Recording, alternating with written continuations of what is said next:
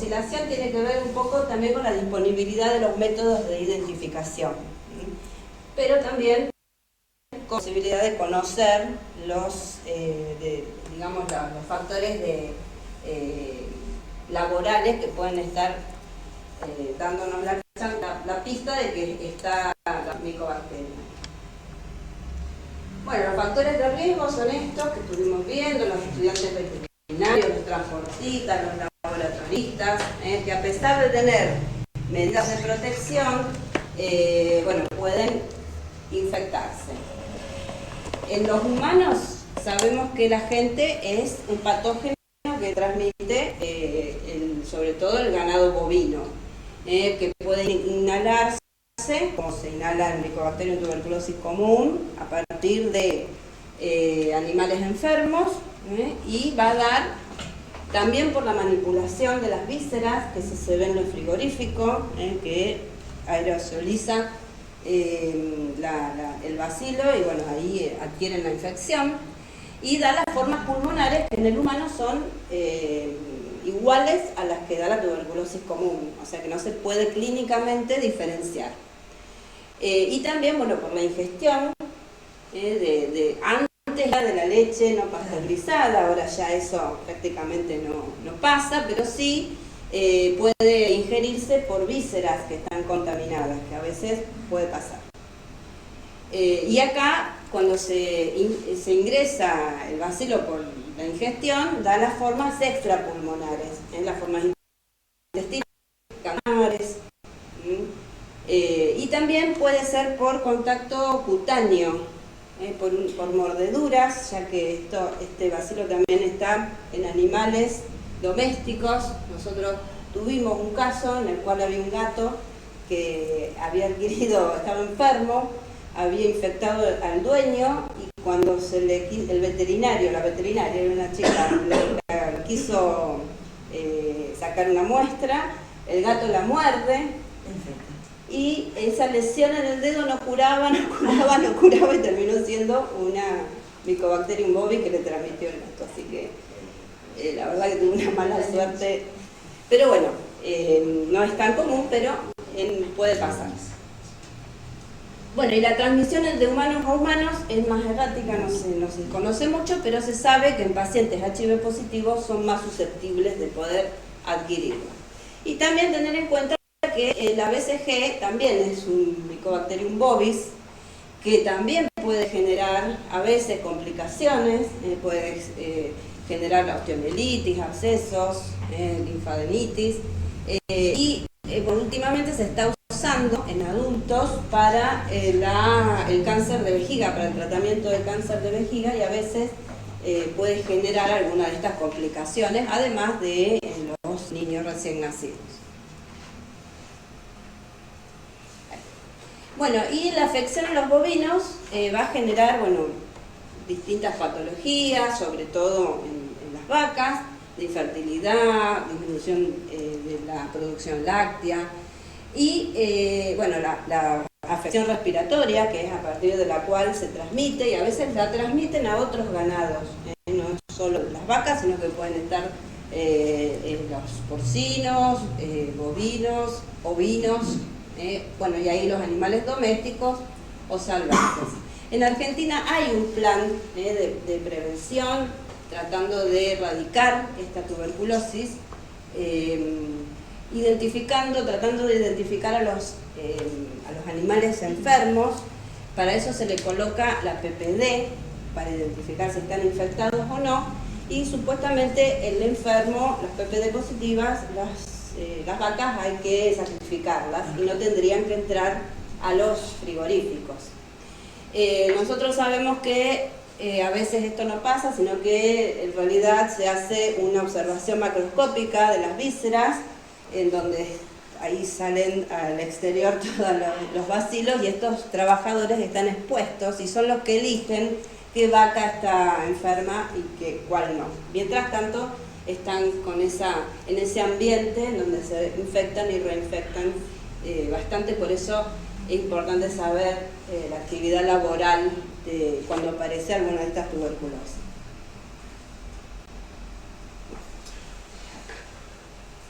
Bueno, el diagnóstico, ya vamos a tener una pista si, bueno, a lo mejor no se identificó, pero sale que una micobacteria es resistente a la pira, el bovis tiene una resistencia natural a la piracinamida, así que ahí ya esa muestra es posible de mandar a identificar.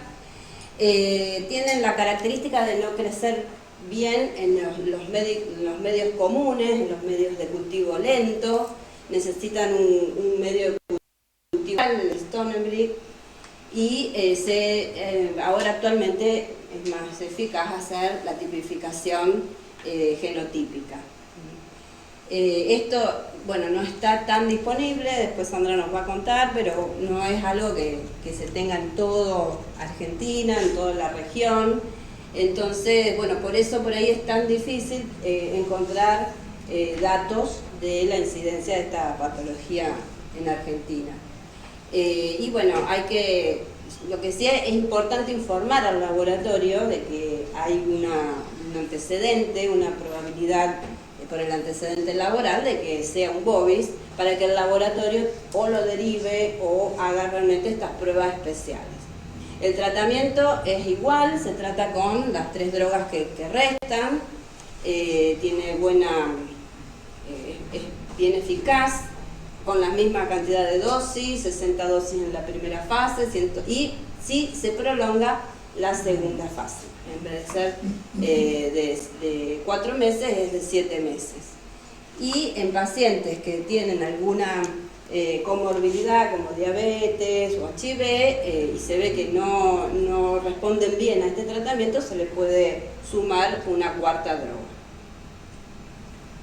Bueno, en realidad lo importante de esta patología es sospecharla por el nexo laboral, por la exposición laboral, tener en cuenta de avisar al laboratorio y averiguar si hay un laboratorio que realmente lo puede hacer, lo puede identificar.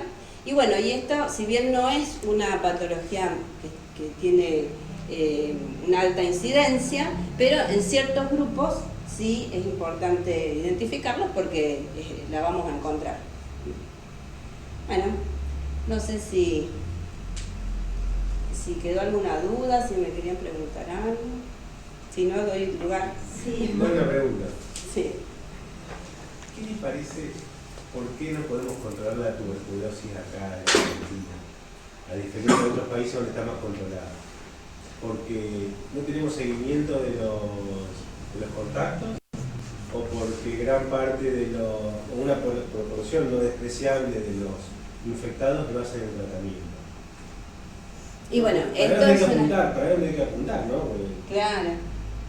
Bueno, en realidad esta es una enfermedad que es multicausal, no está causado solo por un germen, sino que la infección de tuberculosis, si bien estamos muchos infectados, la probabilidad de que se active necesita condiciones, que son, bueno, la disminución en algún momento de la vida de las defensas.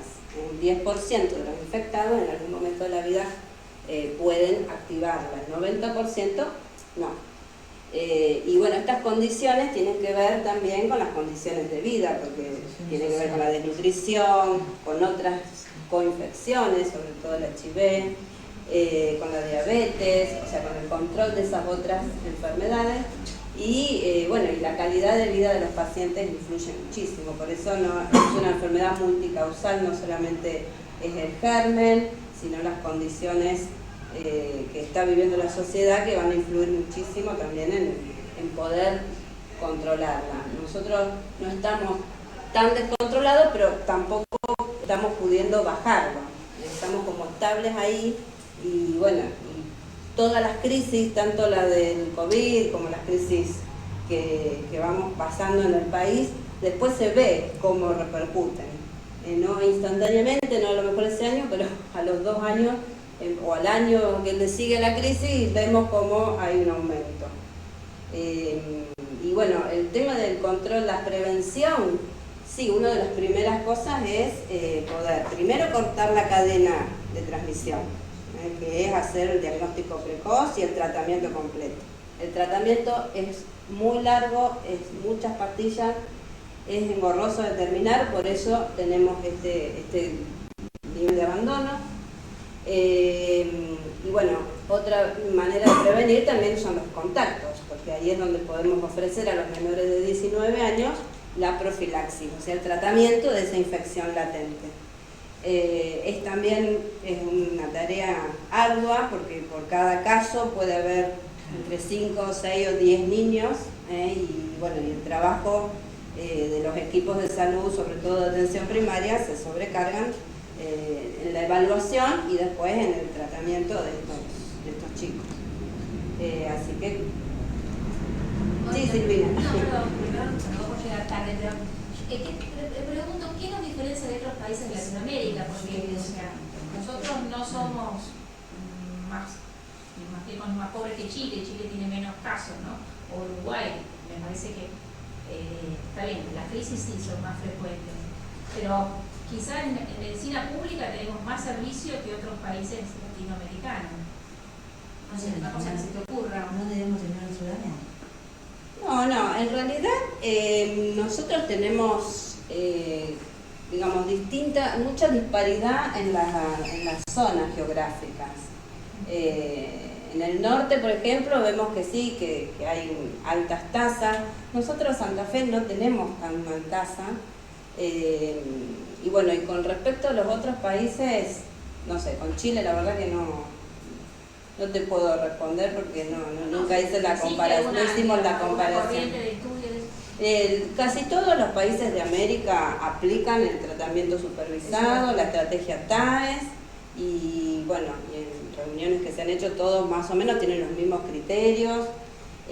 Incluso, bueno, nosotros acá sí se ha dado el tema de la descentralización del abordaje con la política de atención primaria, que es como lo ideal para poder tomar estas acciones de control para la tuberculosis. Chile hace mucho antes que nosotros lo habían tomado a esto, pero bueno, tal vez también el tema que nosotros somos más, tenemos más... Mayor población. Mayor población, sí. ¿Y Cava, por qué pensás que Cava tiene un índice de tasa? Porque, por la y ahí población? vive la mitad de, claro, es por la densidad demográfica, influye Igual que provincia de Buenos muchísimo. Aires. Claro. En provincia de Buenos Aires no hacen tanto supervisado. Y ellos tampoco tienen este sistema, ellos tienen todo centralizado, recién ahora, hace unos años sí habían empezado en algunas zonas, pero son todos centralizados a nivel hospitalario. Y entonces ahí, bueno, este tratamiento sin acompañamiento es muy difícil. ¿El tratamiento en el país se dice supervisado o hay zonas del país que no? No, es toda una ley en donde se aplica la supervisión de todos. O sea, eso es lo que en cada provincia hay un programa de tuberculosis y aplica la estrategia TAES. Ahora después, ¿cómo la aplica? Eso tiene variantes. Por ejemplo, vemos en el Chaco, que es donde la población toba del oeste nuestro, de Rosario, migra permanentemente. Vemos que vienen pacientes enfermos a tratarse acá, porque allá no tienen, o le cobran los estudios, no tienen la accesibilidad que tenemos acá. Entonces, bueno, esta población especial nos demuestra que en Chaco no se está aplicando también, pero bueno, esto, la política o lo que uno propone después se tiene que articular con la organización sanitaria que tiene cada lugar. Entonces, algunos favorecen y otros desfavorecen la aplicación de la estrategia. Mónica, estoy confundida o en el último año la tuberculosis bovis había aumentado mucho. Pues Ese era todo en total, desde el 2012 hasta ahora, diagnosticamos 138 casos. Se pudieron identificar en más de 10 años, que no es tanto tampoco, pero más o menos venimos entre 20, 10, y tiene que ver mucho con la disponibilidad de los métodos diagnósticos. Igual, ¿vos te acordás de haber hecho el trabajo en la facultad? Sí, yo he trabajado frigorífico. 200 casos y 21 eran de trabajadores suizos. Sí. Claro. 10%. Y Y Sí. eso la mitad eran plurales directamente, o sea que nunca Ah, bueno, claro. por Dios. Claro. Sí. Así que bueno, le damos paso a... No sé si quieren...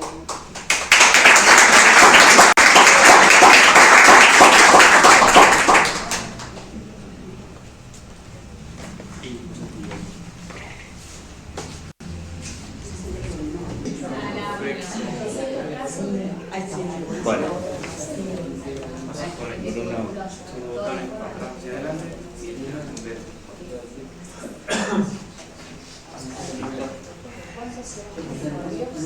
bueno, a continuación, la doctora Natalia Garita, médica residente del Hospital Centenario, nos va a presentar un caso clínico. Doctora. Hola, buenas noches. Bueno, este casito que vamos a presentar es de un paciente varón que tiene 40 años, que consulta en el hospital por un cuadro de más o menos de un mes de evolución, de un síndrome constitucional, con pérdida de peso, y también tiene acompañado dolor abdominal, diarrea, y al interrogatorio dirigido nos refiere que tenía algo de tos con expectoración mucosa. Al examen físico, como antecedente personal era tabaquista, de jerarquía, etilista, consumidor de marihuana y cocaína inhalada, y se encontraba alejado de los controles de salud. Al examen físico se encontraba lúcido, con una actividad normal, una frecuencia respiratoria de 16, una saturación de 99 al 0,21, tenía movet oral, tenía rales crepitantes vivasales, tenía un abdomen globuloso con signos de circulación colateral, matidez en hipogastrio y en flancos, y edema en miembros inferiores. Predominaba una clínica de un síndrome ascítico edematoso en el paciente. Se hacen varios estudios complementarios, un laboratorio donde vemos que estaba anémico, tenía 4.400 glóbulos blancos, plaquetas normales, función renal normal, tenía alterado el hepatograma, una LH de 321, que es algo aumentada, una velocidad de litrosegmentación de 22 y una PCR de 122 y una PCR de 22,6. Se solicitan serologías, las cuales resultan para HIV, virus hepatitis B y virus hepatitis C positivas. Se hacen varias imágenes, entre ellas una tomografía de tórax, abdomen y pelvis, para traer las imágenes de tórax.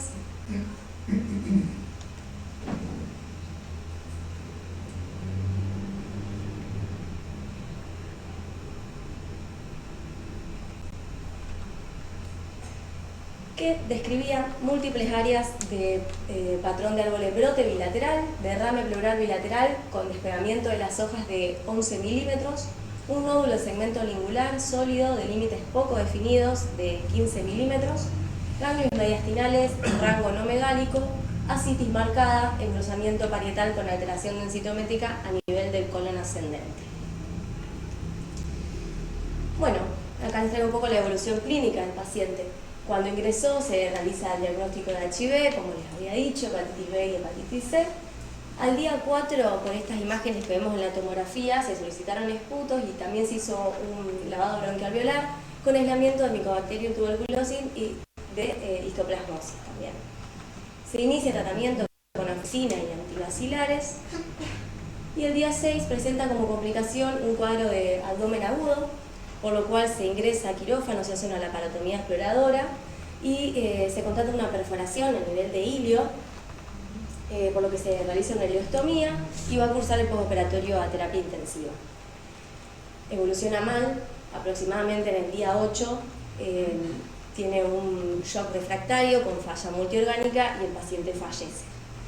Posterior se busca la biopsia de la pieza quirúrgica que informaba una ileitis crónica granulomatosa asociada a necrosis gaseosa y con una coloración Ciel-Nielsen positiva.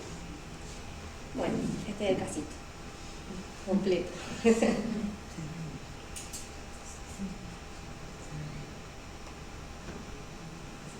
sé si hay alguna pregunta.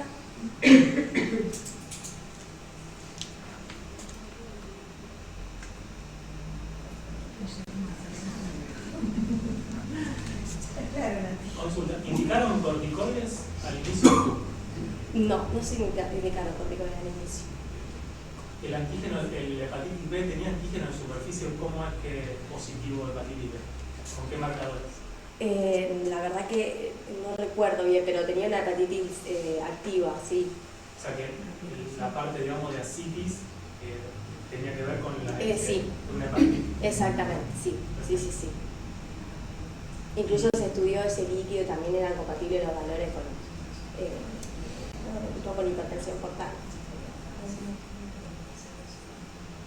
Y con ese nivel de enzimas hepáticas y con la parte descompensada del hígado, igual se indicó las 4 drogas con rifampicina, tiracinamida y mannitol, ¿no? Sí. Barajó la posibilidad de ser un esquema No, más sí. amigable para el hígado. Se iniciaron las 4 drogas, sí. ¿Y tenés el nivel de CD4 y de carga viral? No, no se llegaron a hacer. Seguramente era muy bajo. Seguramente, sí. Pero no se llegaron a hacer. Bueno.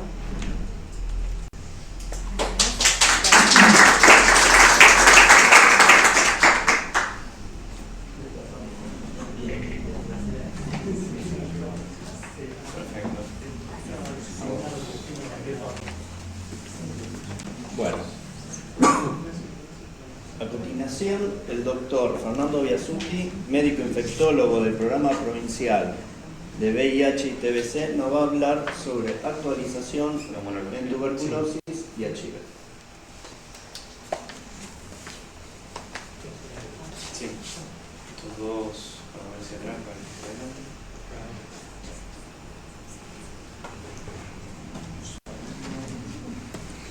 Bueno, buenas noches.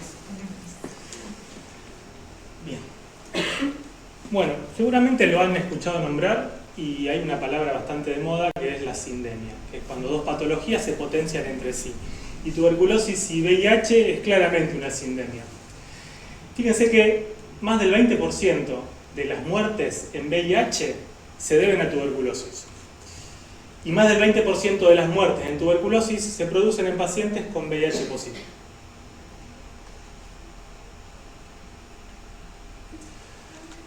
Tuberculosis se presenta en pacientes con VIH en todo el espectro de la enfermedad, desde pacientes con casi inmunocompetentes a un inmunocompromiso bastante marcado. La única diferencia es la forma de presentación. Y entonces, en los pacientes con VIH temprano, podemos tener generalmente una afectación como si fueran los pacientes inmunocompetentes. Afectación de lóbulos superiores, enfermedad pulmonar, más que extrapulmonar, CD4 altos. Por lo contrario, en pacientes con VIH avanzado, lo que vamos a tener habitualmente es compromiso, digamos, extrapulmonar, sin cavitación y obviamente CD4 bajitos.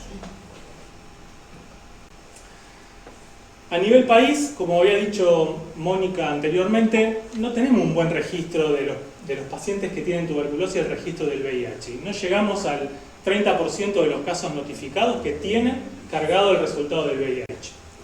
Sin embargo, se estima que en Argentina entre un 6 y un 8% son pacientes coinfectados. El VIH aumenta la incidencia de tuberculosis bajo todo concepto, ya sea por reactivación endógena de tuberculosis latente, progresión de una infección reciente de enfermedad o reinfecciones exógenas. En Santa Fe nosotros hicimos un entrecruzamiento entre las bases de datos del SVIH y el SNBS y pudimos determinar que el 7% de las tuberculosis se presentan en personas con VIH. Y que en la población de VIH de la provincia de Santa Fe, el 0.68% por año va a desarrollar una tuberculosis. Siendo que en las personas de población general, este porcentaje es del 0.028. O sea, nuestros pacientes con VIH en la provincia de Santa Fe tienen 32 veces más chance de desarrollar una tuberculosis que si el paciente no tuviera VIH. Y la mortalidad por tuberculosis en las personas por VIH es del 26% y si comparamos con población general es del 5.8%. O sea que nuestros pacientes con VIH infectados de tuberculosis tienen una mortalidad 4.5 veces mayor. Y eso se explica en parte, y yo no soy de las ciencias básicas, soy más bien clínico infectólogo, pero podemos decir que la combinación de esta sindemia se da en un descenso de los CD4 por el VIH y una exhaustación o agotamiento de los mismos por la tuberculosis. O sea, menos CD4 y más cansados. Bien, con respecto al tratamiento de la tuberculosis en pacientes con VIH, debemos tener en cuenta que existen mayores tasas de fracasos, de recaídas, de efectos adversos, de interacciones medicamentosas y de síndrome de respuesta inflamatoria. Y la pregunta que nos hacemos en un paciente con VIH y tuberculosis es: ¿con qué drogas lo tratamos? Con drogas de primera línea, con un esquema con rifampicina. El típico esquema de cuádruple asociación en la primera fase y luego doble asociación en la fase de continuación. Cuando iniciamos, lo antes posible. Inicialmente, idealmente dentro de las primeras 2 semanas, excepto en la tuberculosis meningia, que debemos esperar al menos entre 3 y 4 semanas. ¿Durante cuánto tiempo? Y en general, una tuberculosis pulmonar sin cavitación y una baciloscopía negativa al segundo mes de tratamiento y estando bajo tratamiento antirretroviral, con 6 meses. Ahora, si el paciente tiene una tuberculosis extrapulmonar, excepto meningias u óseas que requieren 12 meses de tratamiento, o tiene una tuberculosis pulmonar, pero tiene cavitaciones o la baciloscopía al segundo mes todavía sigue dando positiva, en ese caso prolongamos el tratamiento hasta 9 meses. Y obviamente la tuberculosis meningia y la ósea la tratamos con 12 meses. Incluye acá también la tuberculosis diseminada. ¿Y con qué modalidad? La modalidad siempre en VIH es diario. Tanto la fase de ataque como la de continuación. Y la modalidad, hay una tendencia, una recomendación de la OMS, de abandonar un poco el tratamiento estrictamente supervisado porque se demostró que no es lo que parece. Y entonces lo que habla la OMS en sus nuevos módulos es de un tratamiento centrado en el paciente. Y esto depende de la disponibilidad de recursos que tengamos y del paciente que tengamos enfrente. A veces exigirle al paciente que todos los días vaya a un centro de salud a tomar la medicación no es viable porque el paciente trabaja y tiene sus actividades. Entonces hay que tratar de buscar métodos que nos permitan lograr la mejor adherencia y tratando de respetar la autonomía del paciente. Y acá hay un montón de estrategias, no solamente el tratamiento estrictamente supervisado donde uno lo ve, sino el tratamiento supervisado bajo mensajes o bajo videollamadas. Mucho para hablar sobre este tema, no iré al caso. Y dijimos que tenían muchas interacciones medicamentosas, y esto es importante que siempre que indiquemos un tratamiento que tenga rifamicinas, chequeemos qué droga está tomando el paciente. Y con respecto al tratamiento antirretroviral, sabemos que existen algunas modificaciones que debemos hacer. Antes utilizábamos mucho Efavirenz. Efavirenz no hace falta modificar ninguna dosis con la rifamicina, pero es un esquema que ha quedado viejo. Realmente no estamos utilizando Efavirenz en pacientes con VIH. Estamos utilizando inhibidores de integrasa. ¿Y cuál es? El dolutegravir. Y el dolutegravir requiere un aumento de la dosis para compensar el descenso que le produce la rifamicina en el área bajo la curva. ¿Qué hacemos habitualmente? Utilizamos el dolutegravir en doble dosis, 2 veces por día. Hay pacientes en los cuales utilizan inhibidores de proteasa que sabemos que no se pueden utilizar con rifamicinas, excepto el Caletra, que es el lopinavir con ritonavir, que tiene una dosis muy grande de ritonavir con muchos efectos adversos, pero cuando no tenemos opciones y tenemos que usar rifampicina, debemos utilizarlo.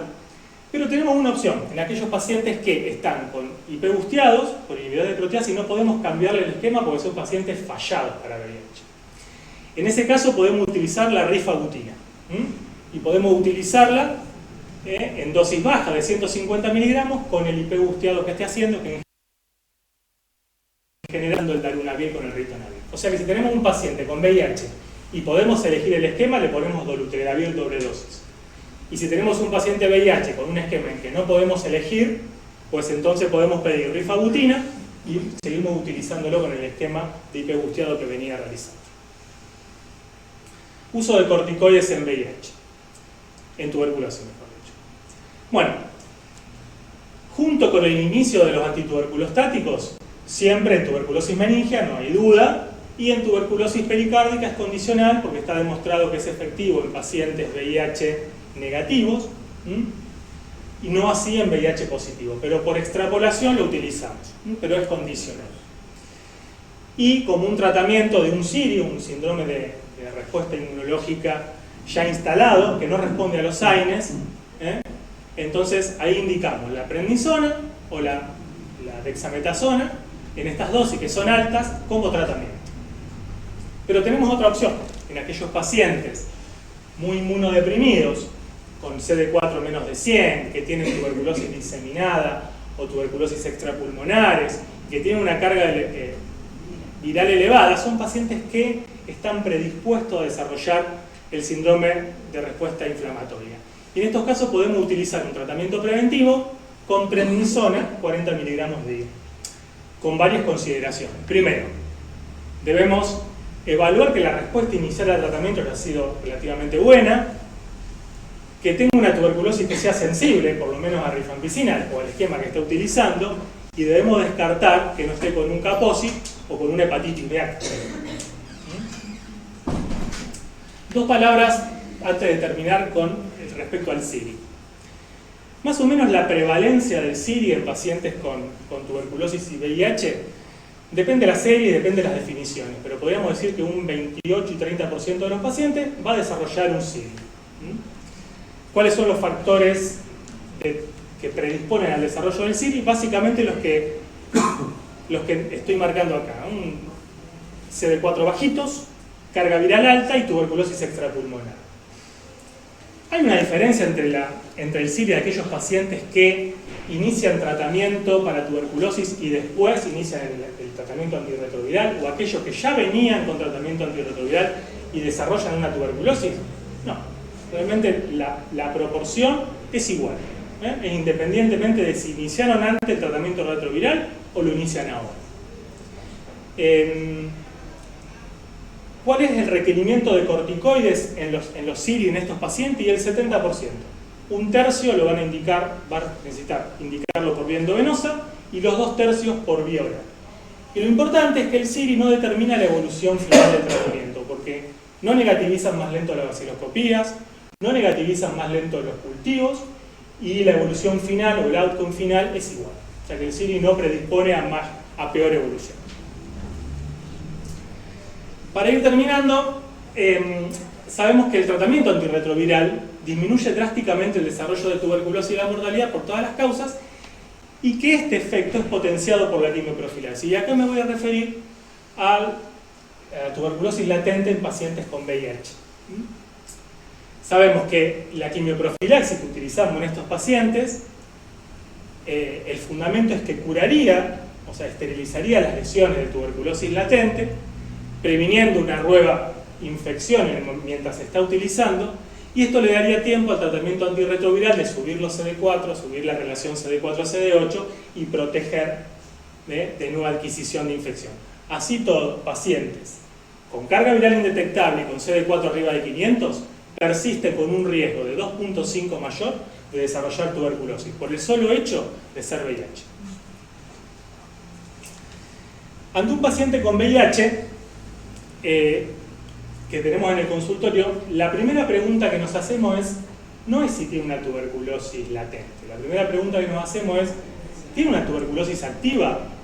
Y ustedes me dirán, bueno, fácilmente con la clínica me doy cuenta, ¿y tiene una subclínica? Y para contestar a esta pregunta debemos valernos de 2 métodos. No solo la parte del interrogatorio, si es un sintomático respiratorio, sino imágenes. Necesitamos una radiografía de tórax para poder definir si este paciente cursa o no cursa una tuberculosis activa. ¿Por qué? Porque si yo voy a definir si un paciente está enfermo o no de tuberculosis y me paro sobre el sintomático respiratorio, voy a diagnosticar solamente el 34% de mis pacientes.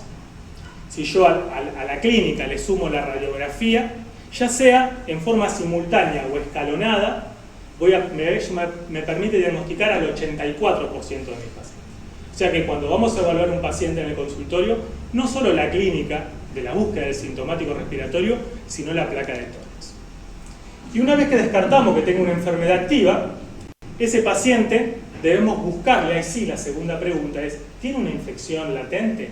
Y ahí podemos solicitar las pruebas de PPD o IGRA con el punto de corte de PPD de 5 milímetros y el IGRA mayor a 0.35. Y entonces nos preguntamos, en pacientes VIH que son contactos de un caso bacilífero, ¿necesitan tratarse? Sí, siempre. Porque el paciente VIH, al igual de que el niño menor a 5 años, cuando es contacto de un caso bacilífero, no hace falta demostrar que están infectados. No me hace falta una PPD positiva acá. Yo tengo que, con solamente descartar que no están enfermos, yo le indico la quimioprofilaxis. ¿Está? Ahora, si no son contactos de casos bacilíferos, entonces, ¿trato a los pacientes con VIH para tuberculosis latente? Y podríamos decir que sí, pero con excepciones. La OMS nos dice que tratemos que sí a todos, porque la OMS en general hace guías para países pobres. Sin embargo, el ICSA y el CDC y la BTS no están tan de acuerdo con tratar a todos pacientes con VIH que para tuberculosis latente. Entonces ponen puntos de cortes o ponen cuestiones para analizar. Podríamos decir en nuestro medio que no pertenecemos ni a los países del primer mundo ni a los países de África. Estamos en el medio y como tal no tenemos unas guías propias. Quizá lo más prudente sea la pregunta de si tratamos sea sí, excepto aquellos pacientes que vienen con tratamiento antirretroviral por un tiempo prudente, podrían ser entre 6 meses y 2 años, que mantienen siempre cargas virales indetectables, que tienen CD4 arriba de 500 y una relación mayor a 0,45, y en esos pacientes, con una PPD negativa, yo puedo no tratarlos y repetir PPD anualmente. En el resto de los pacientes yo creo que en nuestro medio sería prudente iniciar un tratamiento, si no está contraindicado, de quimioprofilaxis. Bueno, muchas gracias.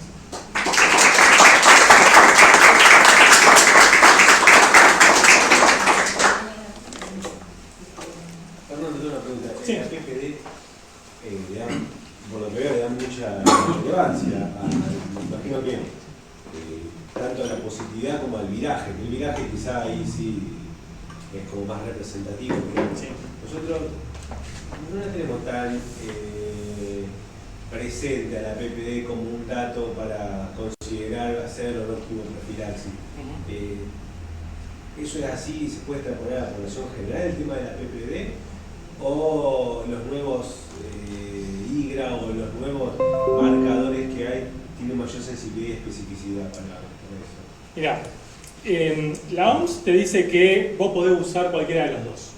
¿Tá? En poblaciones de riesgo, de alto riesgo, pacientes VIH, contacto de casos bacilíferos, pacientes insuficientes renales crónicos en diálisis, pacientes que van a usar anti-TNF, trasplantado, etc. O sea, grupos de riesgo, el punto de corte de la PPD es 5 milímetros. ¿Tá? Más allá de eso, la verdad que el valor predictivo positivo no aumenta y me voy a perder de tratar o beneficiar a muchos pacientes si yo el punto de corte lo pongo en 10. Entonces, en los grupos de riesgo el punto de corte es 5. Los IGRA, que son unos métodos que miden el interferón, tienen un poco más de sensibilidad que la PPD en pacientes inmunodeprimidos. ¿Tá? Y tienen mayor especificidad en aquellos pacientes que fueron vacunados más allá del año de vida. A ver, una de los falsos positivos de la PPD es aquellos pacientes vacunados con BCG, ¿tá? Pero que fueron vacunados después del año de vida, esos refuerzos a los 6 años, o al ingreso escolar o la adolescencia. ¿Tá? De todas formas, la BCG al nacer, ¿tá? Dentro del año de vida, incluso en los primeros 3 meses, los porcentajes de falsos positivos con respecto a la PPD es menos del 1%. Por lo tanto, podemos decir que la BCG al nacer no interfiere con la PPD. O sea que podríamos utilizarlo tranquilamente en nuestros pacientes vacunados al nacer. Y en los pacientes, como yo, por ejemplo, que fui vacunado cuando en el ingreso escolar, y la persistencia de los falsos positivos puede durar décadas. Entonces, para mí sería mejor utilizar un IGRA. ¿Tá? Pero bueno, pueden utilizarlos los dos con el punto de corte de 5.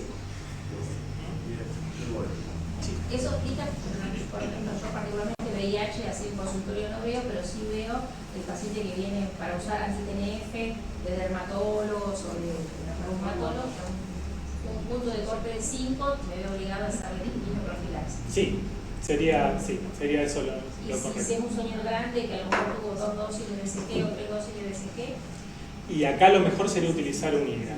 De todas formas, si eso... A ver, hay un aforismo que en estos casos que no todos los pacientes de riesgo, ya que va a utilizar un anti-TNF de riesgo, tienen el mismo riesgo. O sea, no es lo mismo un paciente joven que va a hacer un anti-TNF que un paciente adulto que va a hacer un anti-TNF y además tiene una enfermedad reumatológica que ya de por sí aumenta las chances de tuberculosis, entre el 3 y el 3.5%.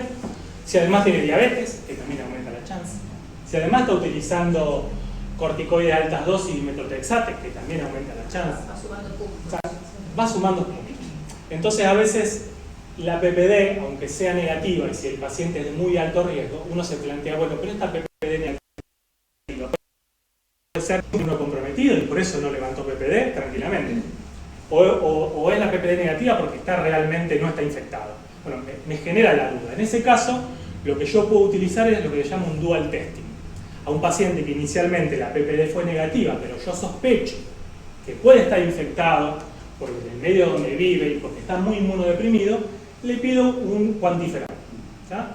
Y ahí tengo una complementariedad entre PPD y cuantiferón de entre el 15 y el 20%. O sea que yo podría aumentar mi sensibilidad, ¿ya?, con los cuantiferones en esos pacientes con PPD negativa.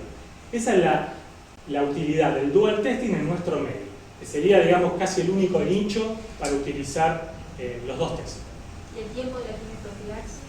El tiempo de la quimioprofilaxis en general son 6 meses. ¿Ya? Vos sabés que 9 meses de isoniazida es mejor que 6. ¿Ya? En efectividad es mejor.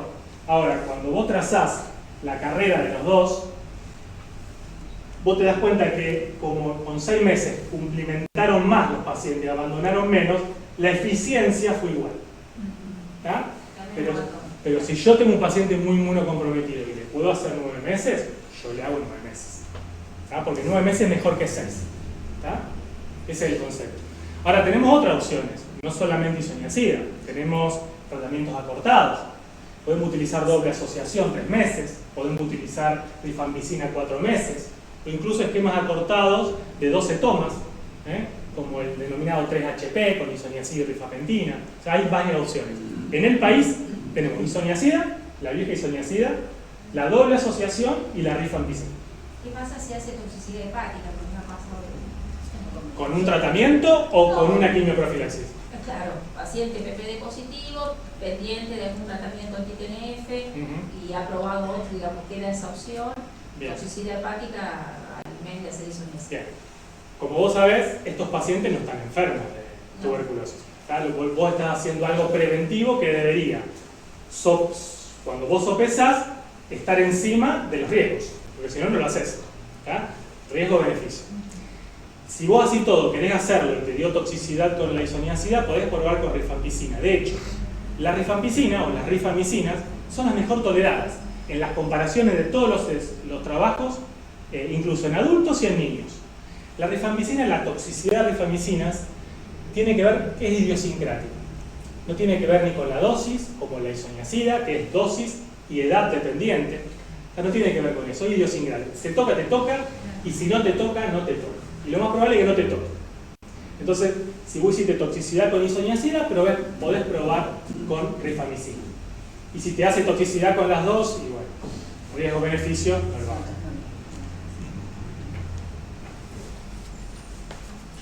¿Por qué se eligió isoniazida que el esquema es más largo y la efectividad quizás con un esquema más corto de rifampicina se podría lograr lo mismo? Bueno, en realidad no se eligió. O sea, por uso y costumbre se utilizó eso. La isoniazida, lo bueno de la isoniazida es que no interfiere con nada.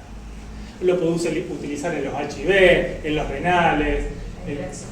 No tiene interacciones con nada. ¿Tá? Entonces es bastante sencillo. Pero la OMS y todas las guías nacionales e internacionales van sugiriendo dejar la isoniazida como monoterapia. Es muy largo, no tiene sentido. Y tiene una tasa de abandono enorme. En trabajadores de la salud, en los estudios, 33% de cumplimentación. O sea, no existe. Y como estas conductas tienen que ver con la adherencia para tener eficiencia, entonces si vos, por más que sea efectiva, no tenés adherencia, no tenés eficiencia, o sea, no te sirve.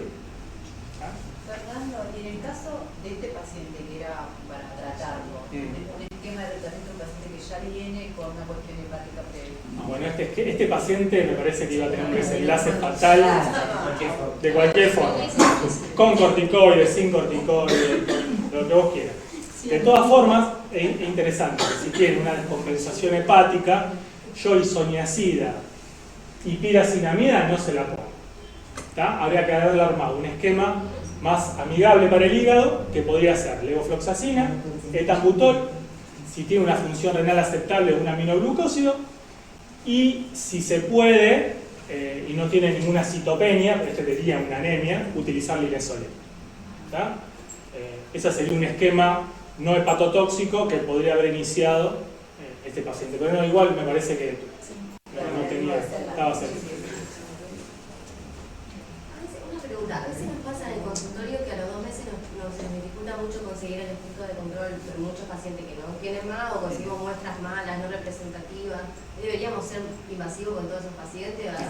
No, porque si vos tenés un paciente... A ver, nosotros pedimos que tomen una muestra el segundo mes por una cuestión de pasar con seguridad de fase. Aunque la muestra sea algo salivosa, nosotros le pedimos al paciente que se tome su tiempo, pero aunque la muestra es salivosa, la enviamos siempre.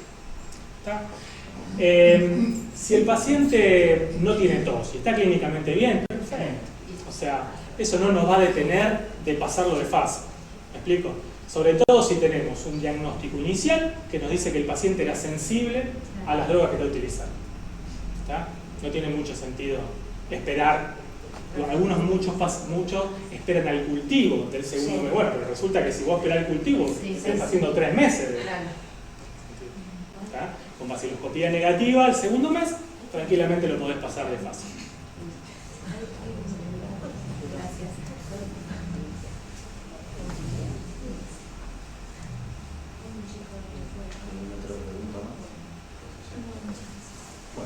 Bueno.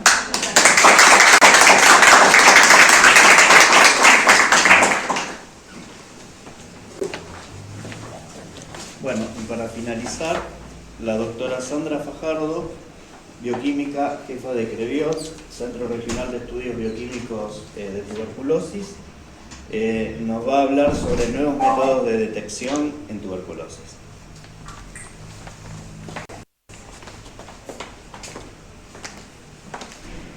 Buenas noches. Bueno, tal como me presentaron, vamos a hablar de métodos de diagnóstico. Nuestro laboratorio es un laboratorio que recibe las muestras y los aislamientos de toda la provincia de Santa Fe. Es un laboratorio centralizado que procesa alrededor de 5.000 muestras anuales. Para realizar el diagnóstico de la tuberculosis, el médico dispone de distintas herramientas, como son la clínica, el diagnóstico por imágenes, la histopatología y el laboratorio. Nosotros en el laboratorio lo que pretendemos es aislar al agente causal de la tuberculosis y así llegar a la confirmación bacteriológica de la enfermedad. Todos los años la OMS genera guías con la actualización de los métodos diagnósticos validados, pero en esta presentación solamente vamos a ver los métodos que nosotros disponemos. Bueno, en principio disponemos de vaciloscopía, que es una técnica sencilla, rápida, económica, que tiene una sensibilidad de entre 5.000 y 10.000 bacilos por mililitro de muestra. Nosotros podemos usar 2 coloraciones, una es la de Zier-Nielsen y la otra es de fluorescencia. En el caso de la fluorescencia, que es la que nosotros realmente usamos, es 10% más sensible que el Zier-Nielsen y está diseñada para laboratorios con alta carga de trabajo como es el nuestro. También hacemos cultivo, tenemos 2 tipos de cultivo, uno es el clásico, en medio sólido, utilizamos 2 tipos de medios, uno que aísla solamente Mycobacterium tuberculosis, mientras que el otro, que es el Stonebring, recupera Mycobacterium tuberculosis y Mycobacterium bovis. En estos medios se detecta entre 10 y 1.000 unidades, y 100 unidades formadoras de colonia por mililitro de muestra. Y tiene un tiempo de informe de 60 días.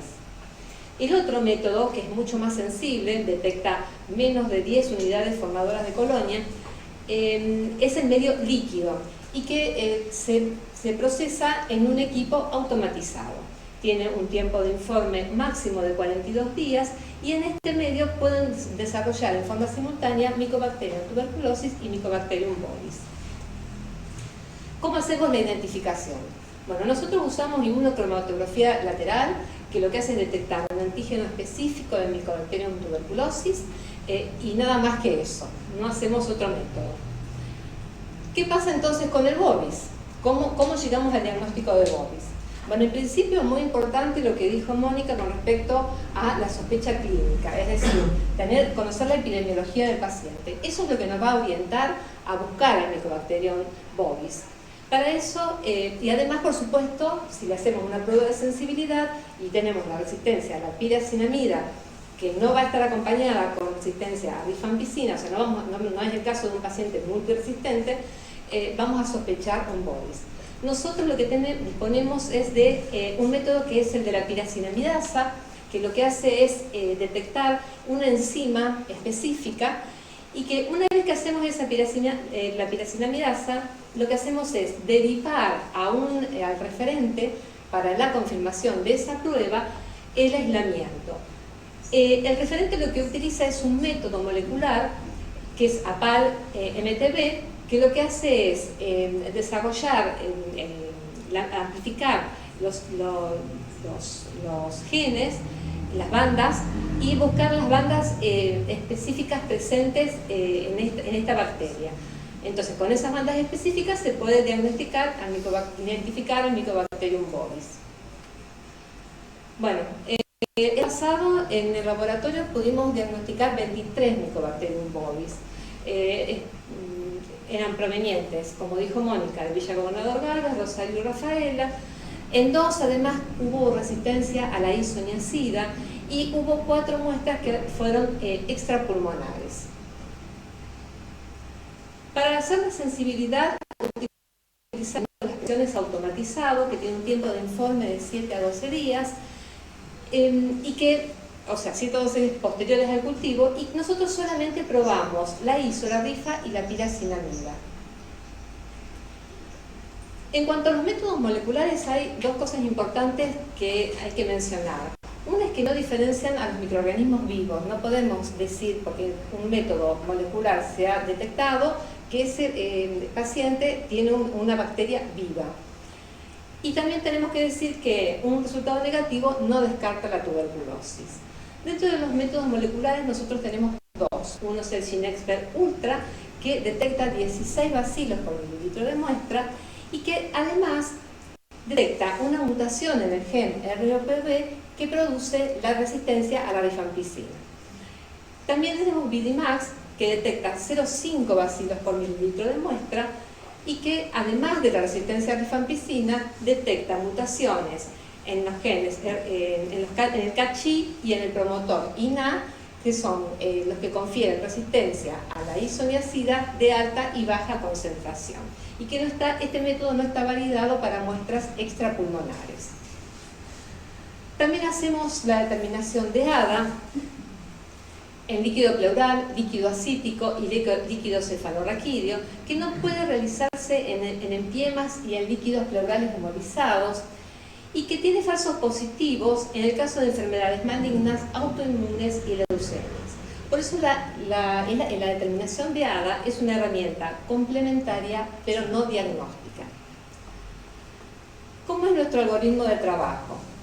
Nosotros, como disponemos de muchos métodos, no podemos hacerle todo a todos. Entonces, ¿qué es lo que hacemos? Una auditoría.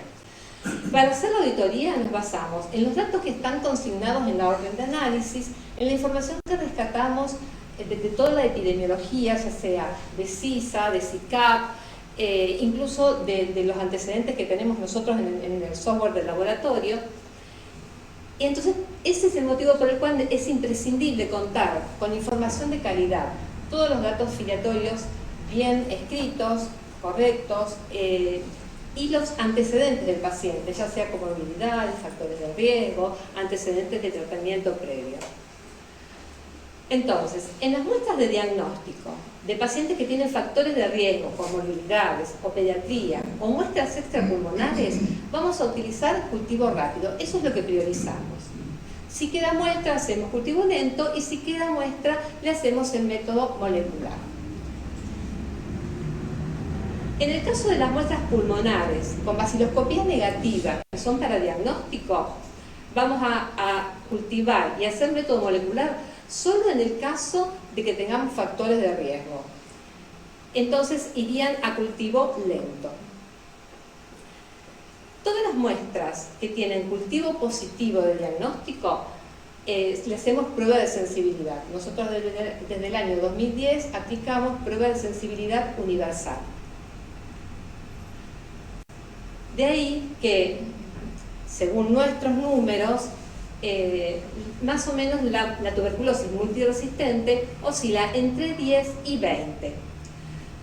No así la monoresistencia a isoniazida, que con los años ha ido aumentando. Y en los 2 últimos años tuvimos monoresistencia a rifampicina. La OMS lo que sugiere es que se utilice el GeneXpert Ultra como primer prueba diagnóstica en reemplazo de la baciloscopía e incluso en reemplazo del cultivo. La realidad es que nosotros no adherimos a esto. ¿Por qué? Porque en caso de no cultivar, no podríamos rescatar micobacterias atípicas, ni Mycobacterium bovis, ni podríamos hacer pruebas de sensibilidad a drogas de primera línea o de segunda línea, ni tampoco podríamos continuar con estudios moleculares más complejos para conocer la epidemiología de nuestra región. Con respecto al GeneXpert Ultra, es un método semicuantitativo donde detectamos, como dije, Mycobacterium tuberculosis y resistencia a rifampicina. Hay un resultado que nos genera mucho dolor de cabeza, y ese resultado trazas. Cuando tenemos este resultado, esto significa que la cantidad de ADN en la muestra es escasa. Entonces, tampoco se puede decir, el equipo no nos puede hablar de la resistencia a rifampicina, no la puede determinar. Este resultado trazas puede deberse a dos causas. Una, que la muestra tenga una baja carga bacteriana, y la otra es que el paciente haya cursado una tuberculosis en los últimos 5 años y que haya hecho un tratamiento. Entonces, en los informes, además de todas las precauciones que digamos, mencionamos con respecto a los resultados del GeneXpert Ultra, lo que decimos es que la interpretación de este resultado queda a criterio médico. Nosotros, para poder definir si el paciente tiene o no una tuberculosis, tenemos que necesariamente esperar al cultivo. ¿Qué pasa si hacemos un GeneXpert Ultra y la resistencia a rifampicina da no detectada en pacientes que tienen una alta sospecha de multiresistencia o son contactos de un multiresistente? Bueno, este resultado no es confiable y tenemos que confirmar el resultado, ya sea por el cultivo o repitiendo la prueba molecular. ¿Cuáles son los blancos entonces que estudian cada uno de los métodos genotípicos y fenotípicos? El método genotípico entonces estudia el ADN de la micobacteria, mientras que el método fenotípico estudia una proteína que se genera a partir del ADN por el proceso de transcripción y traducción. Entonces, ¿qué pasa si existe una mutación puntual que no genera una alteración en la producción de esa proteína? No va a alterar en nada al tratamiento que tiene que recibir ese paciente. ¿Por qué? Porque esta mutación no genera cambios en la proteína y por lo tanto no hay cambios en la función, y esta mutación se llama silente porque no tiene una expresión fenotípica. ¿Qué pasa si la mutación se da en genes que no están dentro del sitio donde actúa o detecta la mutación el GeneXpert o el método molecular que estemos empleando?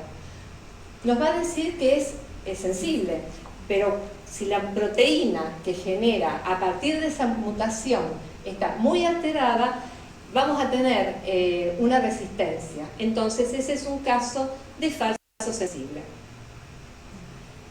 Entonces, dentro de las mutaciones están las silenciosas, que no hay problema, y la más problemática es la controvertida en cuanto al diagnóstico. ¿Por qué? Porque son mutaciones que, que digamos, no se pueden detectar con los niveles de antibióticos que se usan en la prueba de sensibilidad. Entonces, no lo vamos a detectar por el método fenotípico, pero sí por el método molecular. Y entonces ahí es donde tenemos una discordancia. Y por último están las efectivas, que bueno, ahí está la proteína totalmente alterada y hay una correlación entre los dos resultados.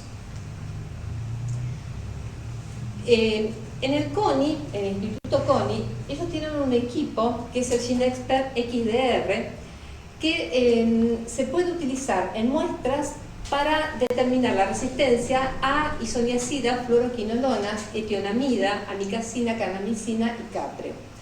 Tiene un límite de detección de 136 bacilos por mililitro y tiene las mismas consideraciones que todo método molecular. No puede decirnos si los microorganismos están viables, y un resultado sensible, no nos dice que realmente lo sea, porque puede tener una mutación en un lugar que el equipo no la detecta. Y por último, el gold estándar actualmente es la secuenciación de genoma completo, que se realiza sobre el aislamiento. Por eso es tan importante cultivar las muestras, para poder tener la colonia y poder conocer cuál es la secuencia del genoma de esa micobacteria, dónde están las mutaciones. La secuenciación de genoma completo lo que hace es comparar el genoma del bacilo con todo un listado de las mutaciones que existen, de todas las conocidas. Tiene una muy buena sensibilidad y especificidad para detectar la resistencia tanto a rifampicina como a isoniazida, y es muy útil para los estudios epidemiológicos. Este es un informe en el que, bueno, primero se habla del método, de las características del método, obviamente es un método validado. Después habla sobre la identificación, el linaje de Mycobacterium tuberculosis que se aisló, y un listado de drogas con la característica del gen mutado o no, y la interpretación de esa mutación. Y como en todo método molecular, una mutación detectada no descarta la posibilidad de una resistencia. Bueno, muchas gracias.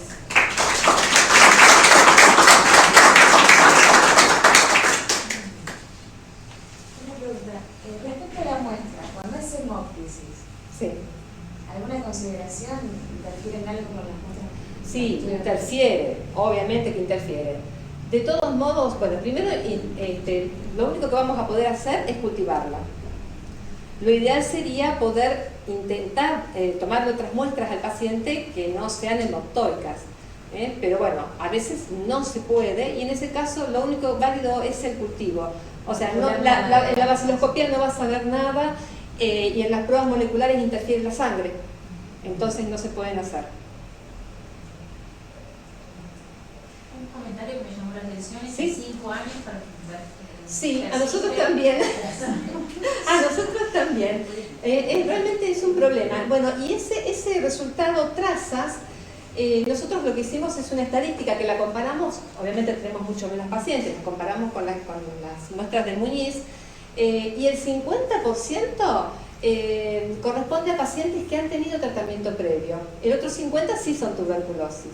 Pero justo el año pasado habíamos tenido un caso y queríamos hacer el GeneXpert, teníamos este dato de los 5 años, pero no esto de trazas. O sea, si viene un valor realmente positivo, ¿cómo se mide? ¿Por positivo o negativo? ¿Por cruce? O sea, no, en el GeneXpert, es semi-cuantitativo, o sea, te va a decir trazas, bajo, muy bajo, bajo, medio, alto. O sea, ¿hay posibilidades de que venga alto en un paciente que no tiene la tuberculosis activa, sino que la tuvo anteriormente? No, tendría que ser muy reciente, porque tenía una carga de ADN muy alta. Está bien, o sea, eso que esto aleja un poco la... Claro, en general, lo que nosotros vimos, discordancia entre el cultivo y el GeneXpert, es para las trazas, para el muy bajo y para el bajo. Ya, en los otros casos coinciden. Y entre cultivo rápido y lento, sí, si lo dijo no lo escuché, ¿qué diferencia sensibilidad hay? O sea, uno detecta menos de 10 bacilos por mililitro y el otro, el lento, es entre 10 y 100. O sea, detecta distinta cantidad. De todos modos, es mucho más sensible el cultivo en medio líquido. Es más rápido, obviamente que cuanto mayor sea la carga bacteriana vas a tener un resultado más rápido, así que es solo disponible en el exterior ese tipo. sí, sí. Acá en la provincia de Santa Fe sí.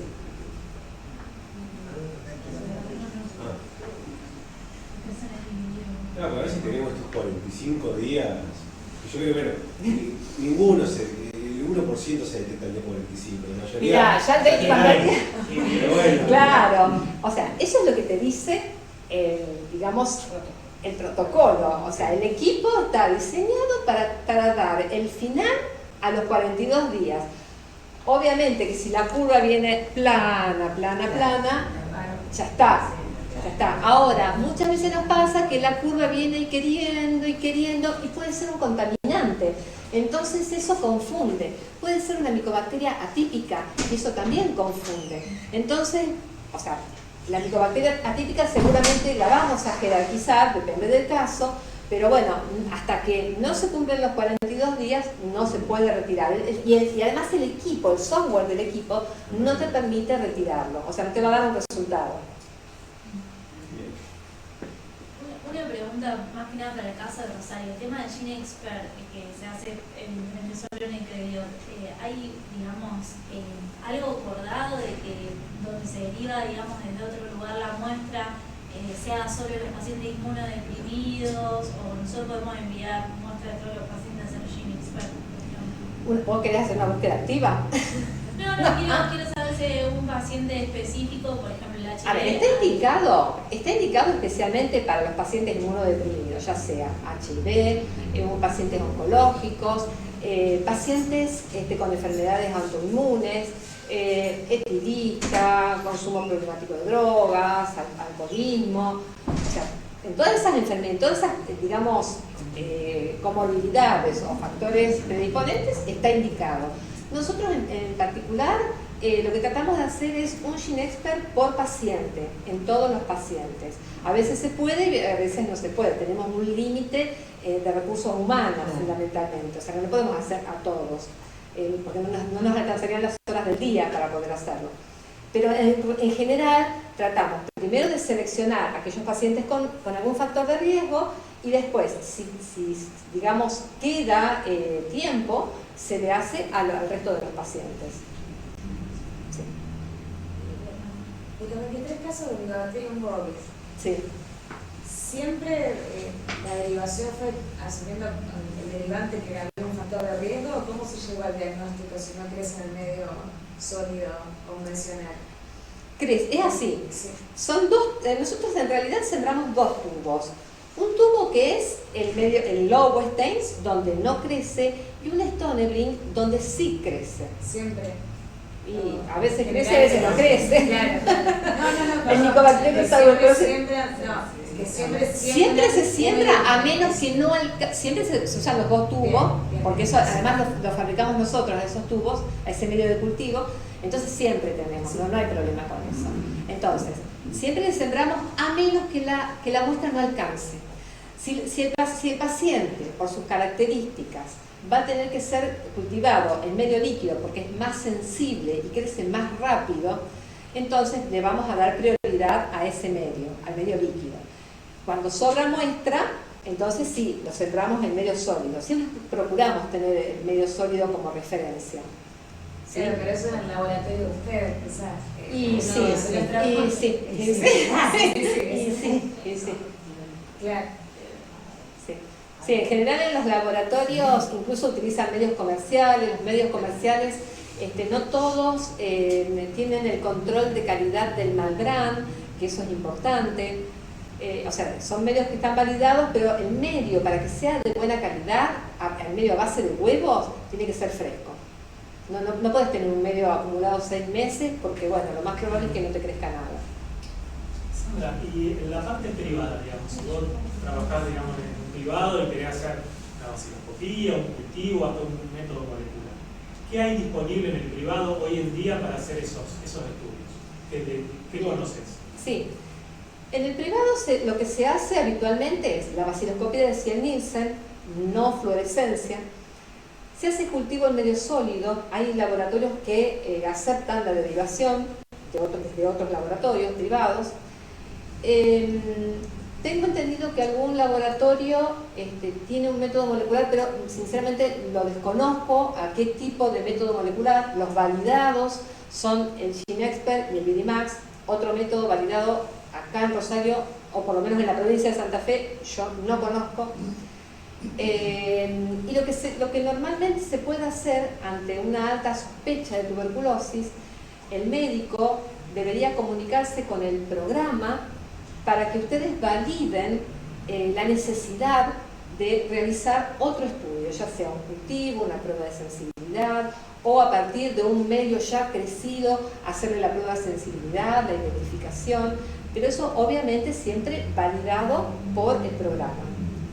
O sea, no podemos recibir de todos los laboratorios porque estaríamos asumiendo una carga de trabajo del privado cuando nosotros somos un efector público. Aceptamos, sí, esas derivaciones que están supervisadas por el programa, porque obviamente es una enfermedad infectocontagiosa, es un problema de salud pública y entonces, bueno, por eso se recibe. Pero lo importante sería que, además de la autorización del programa, la derivación sea interlaboratorio. Es decir, el laboratorio que va a derivar tiene que ver cómo va a hacer para mandar la muestra en forma segura, biosegura. Nos ha pasado que hay laboratorios que le dan el tubo al paciente y el paciente viene con el tubo en la mano.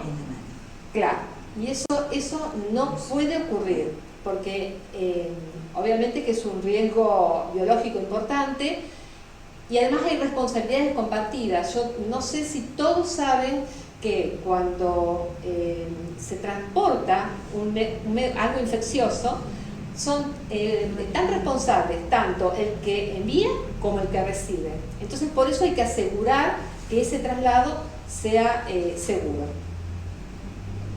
O sea que es un desafío poder tener un consenso y un programa que habilite las derivaciones de manera segura, que quizás se podría gestionar desde el Colegio de Bioquímicos, por ejemplo, que me resulta como una entidad que reúne a todos los profesionales de la zona como para que se pueda transportar de manera segura y como para que se pueda agilizar esa derivación.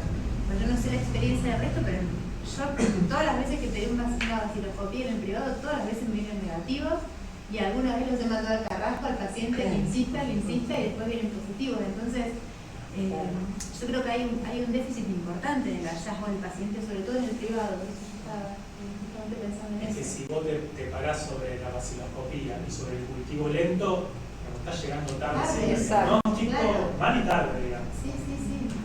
Es aceptable al día de hoy manejarse de esa forma. Por eso, pero de alguna manera estaría bueno que se pueda formalizar la articulación del público con el privado, sobre todo que, bueno, la municipalidad lo tienen bien.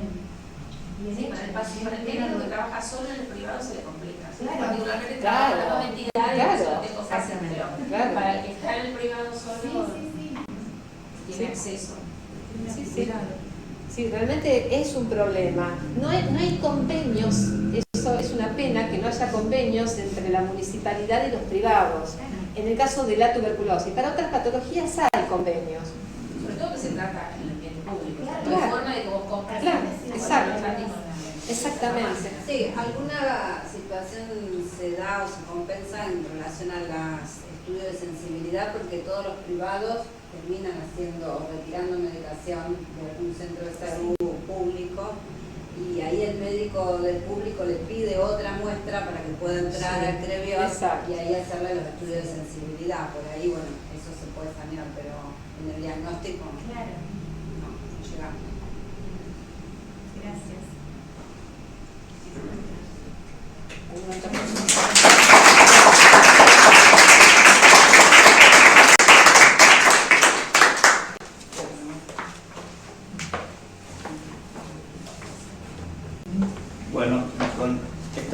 exposición, damos por finalizado esta reunión del día de la fecha. ¿Dónde estoy? Acá. No, ahí atrás tuyo, no te olvides de darle. Ah, sí, ya se lo vamos a dar. Bueno, queremos agradecer a los 4 oradores por sus excelentes exposiciones y los esperamos para el 28 de septiembre, que nos volveremos a reunir en este lugar para seguir con el cursado. Bueno, muchas gracias.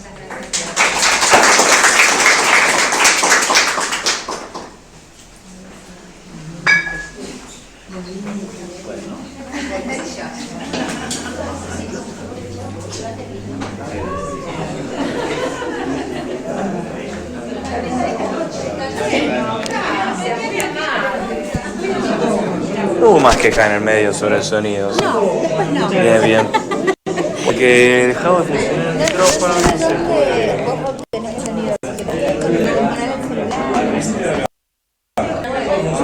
Entonces tuve que optar por otra alternativa que es usar el celular. Estábamos hablando del micrófono antes de arrancar. Igual no es culpa del micrófono, es que tiene una pila y ir cambiándola y no llega a cambiarla y por un rato, pero Pero bueno, en realidad está bueno retomar este tema de... hacer algo súper importante. No.